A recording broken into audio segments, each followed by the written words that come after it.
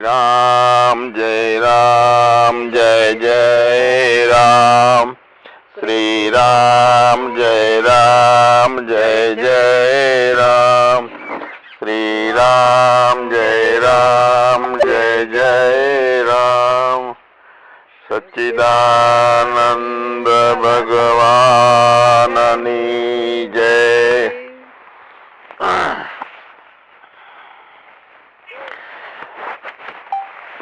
હમણાં આપણે ચિત્તનો નિરોધ અને મનનો નાશ એ બે વિષયો બંને માટે કરી થોડું વધારે એ ઉપર પ્રકાશ પાડ્યો આપણે પરમ જ્ઞાન નિષ્ઠામાં. તો આપણે સંસારમાં મન બુદ્ધિ સાથે તાદાત્મ્ય કરી જગતમાં ગળા ડૂબી ગયા છીએ. અને ડૂબી ગયા છીએ એટલે એમાંથી બહાર નીકળી અને પરમાત્મામાં ડૂબવું છે આપણે. આના માટેનો આ પ્રયત્ન છે આપણો. તો એ ભૂમિકા પહેલા જેટલું પ્રેક્ટિકલ જીવનમાં અનુભવ કરાય આપણે એટલું આપણને જ્ઞાન વધારે થાય. એટલે સાંભળ્યા પછી એ પ્રેક્ટિકલ જીવનમાં ઉતારવાનું. જો પ્રેક્ટિકલમાં ના આવે તો એની આદત નથી પડતી જીવનની, ખાલી ખોપડીમાં આવે એનો કોઈ મતલબ નહીં. આપણને પ્રેક્ટિકલમાં ક્યારે આવે કે એ વિષય ઉપર આપણો વધારે ફોકસ થતું હોય. દાખલા તરીકે જગતને પદાર્થોમાંથી ઉપરામ થવું છે, સંસારી ભાવમાંથી ખતમ કરવા છે આ ભાવોને. તો એની ગહેરાઈથી મનન કર્યું હોય, વિચાર કર્યો હોય તો એમાં પ્રેક્ટિકલ થવાની ઈચ્છા થાય. આપણને એવું લાગે કે જન્મ છે, વૃદ્ધાવસ્થા છે, રોગ છે, મૃત્યુ છે, આ બધાના કારણે કદાચ આપણને જ્ઞાન સારું હોય તો બીજા બધાય જન્મ, વૃદ્ધાવસ્થા, રોગ અને મૃત્યુ આના કારણે બધાય દુઃખી થાય રહ્યા. તો દુઃખમય સ્થિતિ છે એની ગંભીરતાથી અંદર ખ્યાલ આપણને આવવો જોઈએ. તો એના ઉપર વધારે ફોકસ થાય કે દુઃખ કેવી રીતે કાઢવું.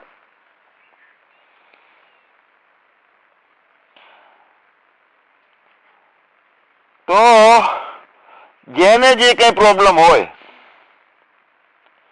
એ એક ફાઇલોનો નિકાલ કરવાની વાત છે. કોઈને સુંદરતા લાગતી હોય, કામના હોય વધારે, એમાંથી નીકળવું હોય તો એના ઉપર આપણું દ્રષ્ટિ જવી જોઈએ કે ભાઈ આ તો બધું વિકારી છે, ટેમ્પરરી છે, રૂપો બદલાય છે ને આપણે એમાં શું મોહ કરવાનો હોય. ટૂંકમાં આવાગમનના ચક્કરમાં દુઃખોમાં આવીએ છીએ, દુઃખોને છોડીએ છીએ, ટેમ્પરરી સુખોમાં આવી જઈએ છીએ. સુખો છૂટી જાય છે કારણ કે સંકલ્પ વિકલ્પો ચાલુ છે અને વારંવાર દોડમ કરે છે મન. અલગ અલગ વિષયો મન કેટલી જાતની ઈચ્છાઓ કરે છે.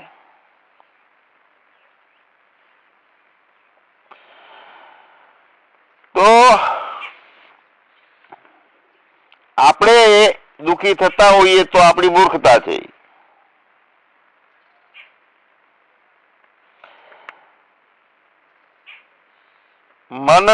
પોતાના મનને કંટ્રોલ કરવાનો એ પોતાના હાથની વાત છે.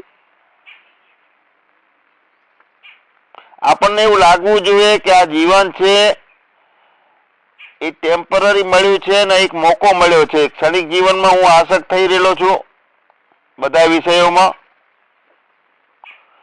તો એ ટાઈમે મનને એમ થાય કે હું મને પોતા ઉપર કંટ્રોલ કરું છું કે નહીં, પોતાના મનને બાંધી રાખું છું કે નહીં, એવી દ્રષ્ટિ થાય. વધારે પૈસા હોય, સારી સંપત્તિ મળી ગઈ હોય તો એ વખતે પણ એમાં ને એમાં ગળાડૂબ રહીએ અને સંતોષ માની બેઠીએ તો આપણને એ વખતે એમ લાગવું જોઈએ કે હું મૂર્ખો છું, નિશ્ચિત થઈને બેઠો છું અને જે કરવાનું છે એ રહી જાય છે, એવી દ્રષ્ટિ તો જાવી જોઈએ આ જગતમાં. અને ઊંડો વિચાર કરતા એવું લાગે કે આ જગતમાં કોઈ વસ્તુ એવી છે જ નહીં જે સત્ય હોય, સુંદર હોય, ઉદાર હોય, કોઈ કારણ વિના ઉત્પન્ન થઈને નિર્વિકાર રૂપે સ્થિત હોય એવી બીજી કોઈ વસ્તુ છે નહીં. અખંડ આનંદ આપે એવી કોઈ બીજી વસ્તુ નથી. તો મારું મન, મારી બુદ્ધિ બીજામાં કેમ ફસાય છે? તો આ સૂક્ષ્મ વિચારણા હોય અને આ પ્રશ્ન થાય.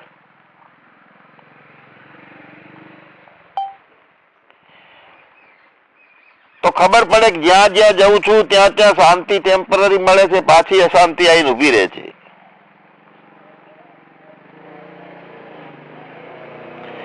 એટલે જે વસ્તુ દૂરની માનવામાં આવે છે તે પણ દૂર નથી, આપણા મનમાં હાજર છે. મનથી તરંગો થાય છે તો એ વસ્તુનો અર્થ અને મનન થાય છે. એટલે નિશ્ચય કરી અને બહારના પદાર્થના ચિંતનનો ત્યાગ અને બ્રહ્મ ચિંતન ચાલુ રહેવું જોઈએ. બ્રહ્મચિંતન. તો બ્રહ્મચિંતન એટલે એ તો સાંભળ્યું અને ચિંતન કરવું કેવી રીતે? પ્રેક્ટિકલ વિષય આવ્યો ને આ તો બ્રહ્મચિંતન કરવાનો.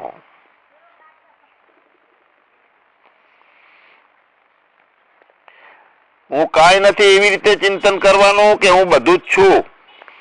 બંને રીત સાચી છે. હું કાંઈ નથી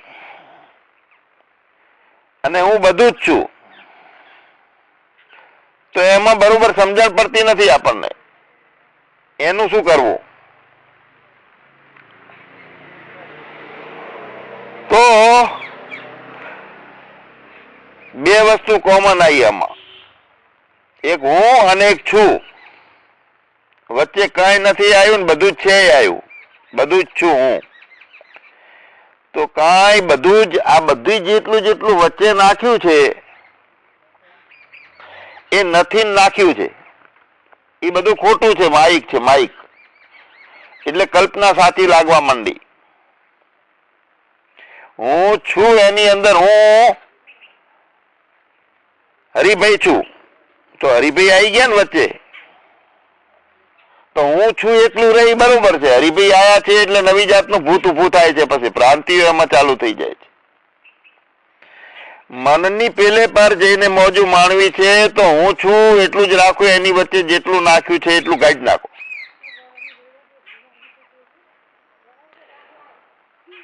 હું કાંઈ નથી તો કાંઈ છે ને એમાં ખાલી જગ્યા કરી નાખો.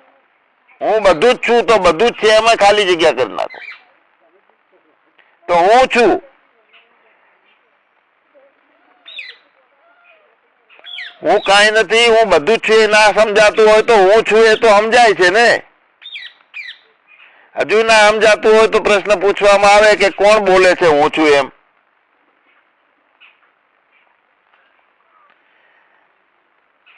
આપણે જ બોલીએ છીએ. તો હું અને છું ની બંને વચ્ચે બધું આવે છે.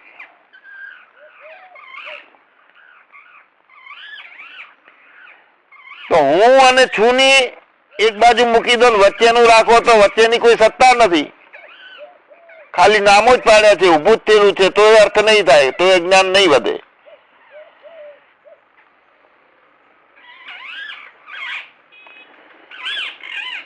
હું દેહ છું. તો દેહને કહીએ છીએ હું દેહ છું કે આપણા ઉપર આરોપ કર્યો હું દેહ છું? આપણને એમ કહીએ છીએ કે હું દેહ છું તો મૂર્ખામી છે જ ને. પણ દેહને વચ્ચે ગાઢ નાખો તો હું તો છું.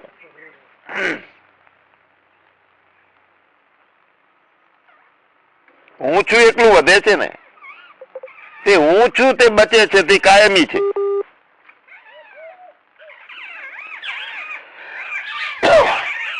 બધું ને કાઢી નાખો, હું બધું જ છું, તો હું છું બચ્યું. તો હું છું એ કોણ નથી જાણતું? કો બધા કહે છે કે આ છીએ. બીજા આપણી ભાષામાં નહીં બોલી શકતા હોય તો બીજી ભાષામાં બોલશે, પ્રાણીઓ પ્રાણીઓની ભાષામાં બોલતા હશે, પણ હું છું એ સદસ્યતાનું ભાન દરેકને છે. જ્ઞાન હું નથી એવું કોઈ કહી શકે નહીં. અને આપણે અનુભવ કરીએ કે આપણે છીએ કે નથી.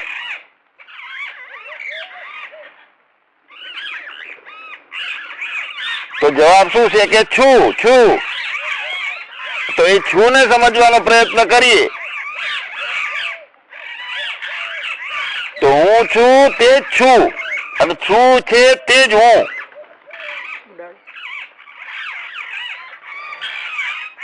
પણ પાછો પ્રશ્ન આવે કે હું છું એ બરોબર સમજાતું નથી આત્માના રૂપે. તો પ્રેક્ટિકલ કરો ને, હું છું એમાં ડૂબો. બુદ્ધિમાં આવ્યા એટલે પાછું આવ્યું ને કે હું છું એ સમજાતું નથી. પ્રેક્ટિકલ એટલે હું છું ને સમજવું છે, તો હું અને છું ની વચ્ચેનું બધું કાઢી નાખો, એમાં ડૂબો, એમાં ડૂબો. બીજું બધું ખતમ અને એમાં ડૂબો. તો પાછો પ્રશ્ન થાય કે હું આત્માને સમજતો નથી, હું છું એ કેવી રીતે સમજવું? તો વળી બુદ્ધિમાં આવ્યા. પ્રયાસ તો બધો બુદ્ધિમાં થાય છે, ઈચ્છાઓ બુદ્ધિમાં થાય છે. તો ઈચ્છાઓમાં કાઢો, પ્રયાસ કાઢો, હું છું એટલાને જ સમજવા. જો હું છું નથી સમજવું તો અજ્ઞાનમાં આવી જઈએ છીએ. હું છું સમજવાનો પ્રયત્ન કરીએ છીએ તો બુદ્ધિમાં આવીએ છીએ. તો સમજવાનો પ્રયત્ન નથી કરવાનો, નથી સમજવાનો પ્રયત્ન નથી કરવાનો. હું છું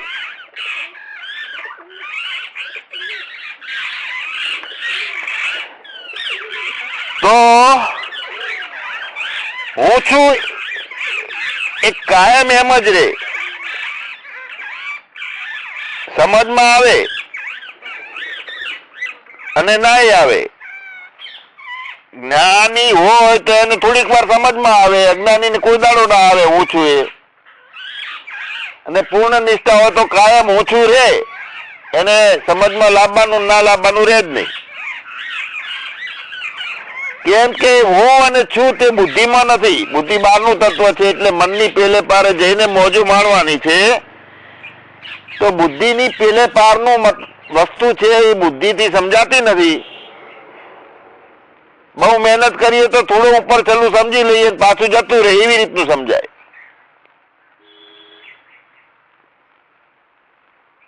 તો અહીંયા મતલબ શું છે કે આપણી સામે ચા છે, કોફી છે કે આઈસ્ક્રીમ છે,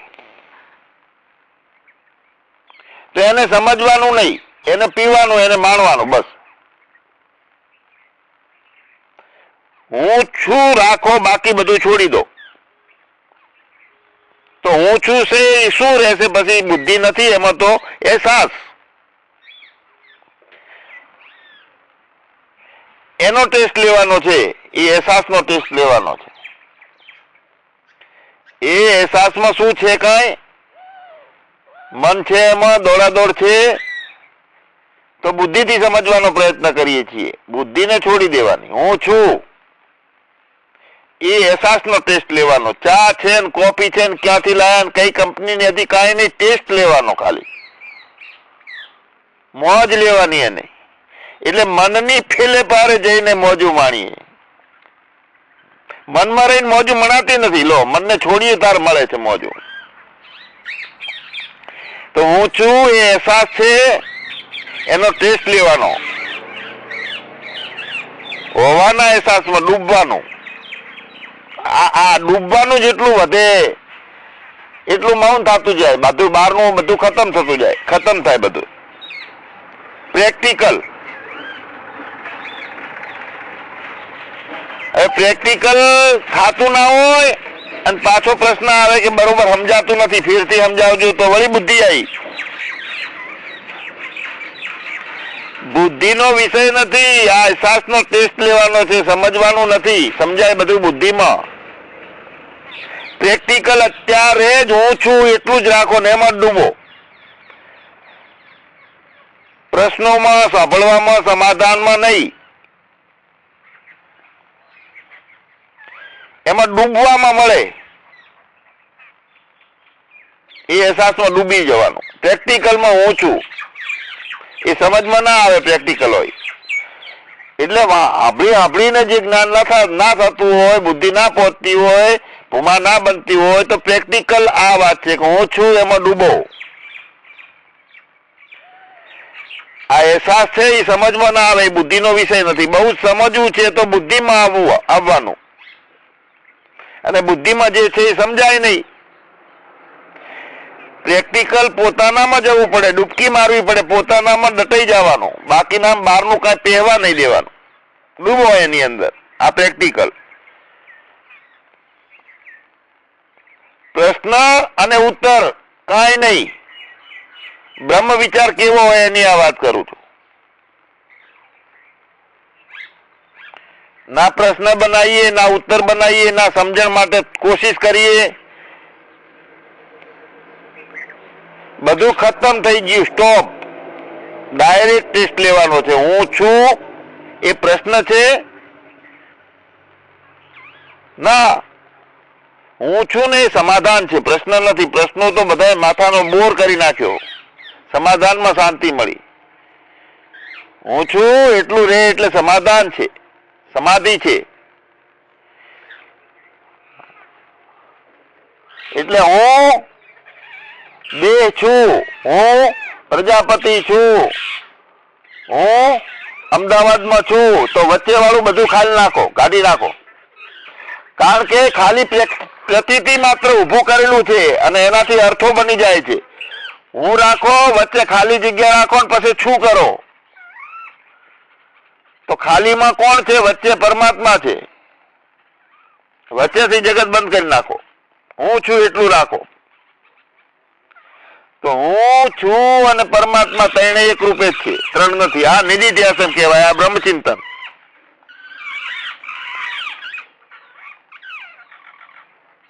બુદ્ધિમાં નહીં આવવાનું, ડૂબવાનું છે એની અંદર, બ્રહ્મચિંતનમાં ડૂબવાનું. તો એ અહેસાસ છે. અહેસાસ કેવો છે? એમાં ચિંતા છે, એમાં બળતરા છે, એમાં જગત છે, તો સાચું નહીં. ફક્ત અહેસાસ છે, હું છું, મોજું છે, હું છું. જાણી લઉં એમે નહીં, એમાં ડૂબું એની અંદર, હું છું. વગર જાણે જે સમજાય તો તે હું છું ને તે સાર છે.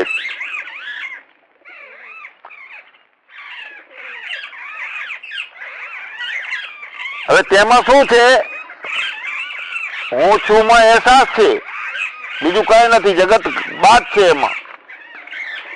એમાં વિશ્રામ છે, શાંતિ છે, આનંદ છે. ફક્ત હું છું એમાં રાખીએ ને બાકીનું બધું બાદ કરી નાખીએ વચ્ચેનું, તો એની અંદર પરમ મૌન છે, પરમ આનંદ છે, પરમ વિશ્રાંતિ છે. તો વળી પાછો બુદ્ધિમાં પ્રશ્ન આવે કે તો ડૂબતા નથી આવડતું. હું છું માં ડૂબવાનું તમે કહો છો, ડૂબતા નથી આવડતું. તો પછી એ જે ચાલુ રહે ને એ બધા બુદ્ધિના વેગ ફરી ફરીને પૂછે કે ડૂબવું કેવી રીતે? તો ફરી ફરીથી પોતાના હોવાના અહેસાસમાં જવાનું, ફરી ફરીને. કેવો છે અહેસાસ? એ અનુભવવાનો, માણવાનો, એનો ટેસ્ટ લેવાનો અહેસાસ. મૌન છે કે છે એમાં સોર બકોરી જોવાનું, ચેક કરવાનું. એમાં ક્યારે જન્મ્યો કેવડો છું, ક્યારે મરીશ ને કઈ નથી આવતું. હું છું ફક્ત, બાકી બધું કલ્પિત ઉભું કર્યું છે જ નહીં બીજું કઈ. અને તે મૌન છે, એમાં ડૂબવાનું છે. મૌનમાં ડૂબો, હોવાના અહેસાસમાં ડૂબો. ना है ना हुआ ना होवन हार, ना कुछ है ना कुछ हुआ ना होवन हार. એટલે મૌનમાં ડૂબવાનું. બસ બધામાં મૌન છે, બધામાં. બારે જોઈએ તો જે વસ્તુ છે એમાં વસ્તુ છે જ નહીં. એમાં વસ્તુ મૌન રૂપે તું બસ બધામાં મૌન છે.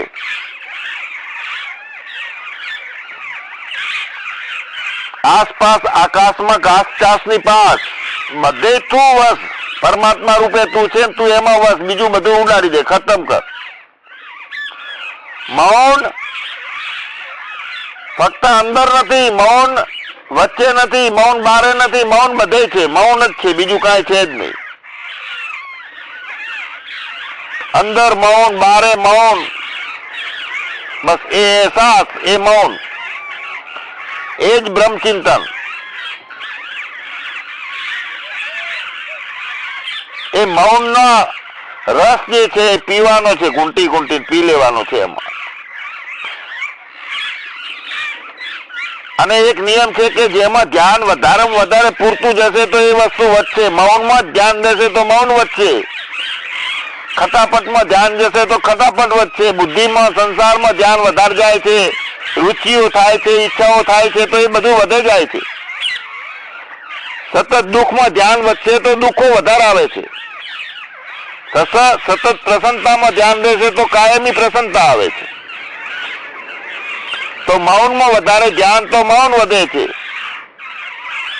તો પ્રેમથી મૌનમાં જીવવાનું,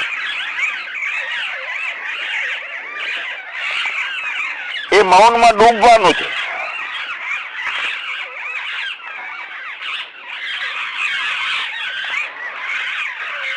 વાસના રહિત, ના કોઈ દ્રષ્ટા એમાં, નહીં કોઈ દર્શન, નહીં દ્રશ્યની ત્રિપુટી, એવું મૌન. એ પોતાનું શુદ્ધ દર્શન છે. અહીંયા આત્મદર્શન છે અને જ્ઞાન રૂપે સતત પ્રકાશી રહેલું છે ત્યાં એ ભૂમિકા. એવા અનુપમ પોતાની ઉપાસના કરીએ.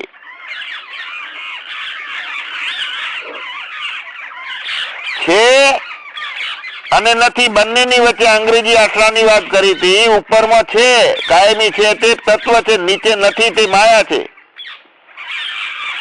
બંનેની વચ્ચે સાક્ષી રૂપે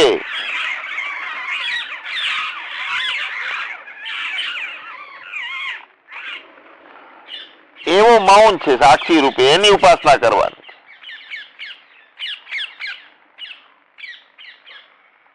કેવું છે એ સ્થિતિ? શું છે એ અહેસાસ કયો છે કે જેનામાં બધું છે અને જેનું બધું છે અને જેનાથી બધું છે અને જેના માટે બધું છે, એ પરમ તત્વ છે એમાં. અને તે પોતે જ છે, હું છું, બીજું પણ તે છે. આ પરમ સત્ય છે. આ પરમ સત્યની ઉપાસના એટલે બ્રહ્મચિંતન.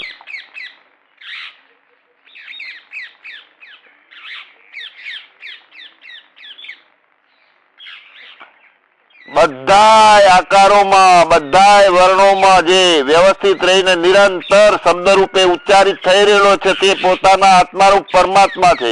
એ બીજો નથી કોઈ. એ ફક્ત મારી અંદર જ મૌન છે એવું નથી. હું તો છું જ, હું છું, ફક્ત છું. શરીરનો ભાવ જે છે એમાં તાદાત્મ છે, કાઢી નાખો. હું છું એટલું જ રાખો.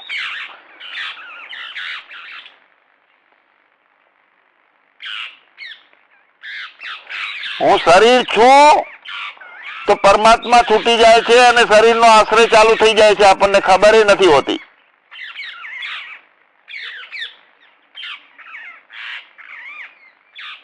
એ જાગૃતિ, એ જાગૃતિ, બધી આશાઓનો ત્યાગ, હૃદયમાં જ્ઞાન સ્વરૂપે જે પૂર્ણ પ્રકાશ, એ પૂર્ણ પ્રકાશિત તત્વ વીરથી રહેલું છે. એના સિવાય બીજું કઈ નથી ને હું તે છું.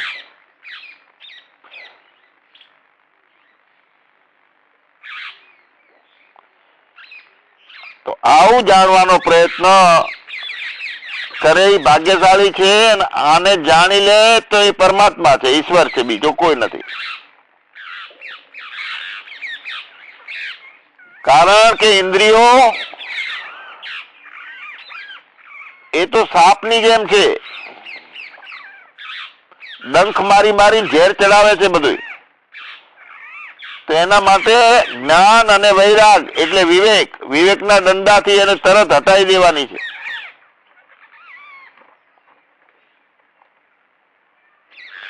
તો આવું શાંતિરૂપી પવિત્ર સુખ દરેકે પ્રાપ્ત કરવું, પ્રેક્ટિકલ કરવું, ડૂબવાનું, પોતાનામાં ડૂબવાનું. પણ ખાતા પીતા હરતા કોણ ખાય છે? તમે નથી ખાતા, જ્ઞાની છો તો ના, બધા જ શરીરોમાં હું ખાતો રહેલો છું.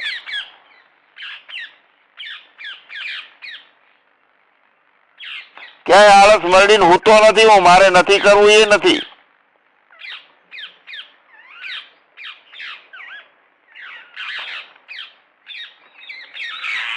આ મનોનો નિગ્રહ થઈ જાય અને ચિત્ત શાંતિ થઈ જાય, શુદ્ધ થઈ જાય, એટલે કે ખતમ થઈ જાય, એમાં બીજું કઈ ના રહે. પોતાનો પરમ આનંદનો આ સ્વરૂપ કાયમ તેલ ધારવત રહે છે. રોજ બ્રહ્મચિંતન ની આદત પાડીએ, જેને વધારે મહત્તા આપીએ તે વસ્તુ પ્રાપ્ત થાય છે. સચ્ચિદાનંદ ભગવાનની જય.